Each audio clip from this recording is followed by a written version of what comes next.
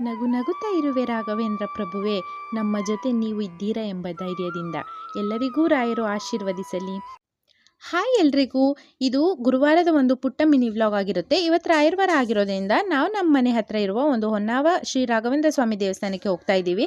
ಮನೇಲೆಲ್ಲ ಪೂಜೆ ಮುಗಿಸಿ ನಾನು ನನ್ನ ತಂಗಿ ಮತ್ತು ಅಪ್ಪ 3 ಜನ ದೇವಸ್ಥಾನಕ್ಕೆ ಹೊರಟು.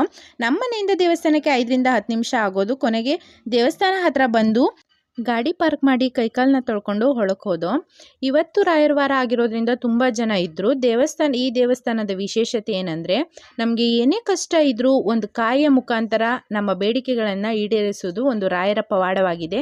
ನೀವು ಏನಾದರೂ ಮಾಗಡಿ ರೋಡ್ ತಾವರೆಕೆರೆ ಹತ್ರ ಇದ್ದರೆ ಹೊನಗನಟ್ಟಿ ಹತ್ರಲ್ಲಿರುವ ಶ್ರೀ ಹೊನ್ನಾವ ಶ್ರೀ ರಾಘವೇಂದ್ರ ಸ್ವಾಮಿ ದೇವಸ್ಥಾನಕ್ಕೆ ಭೇಟಿ ಕೊಡಿ.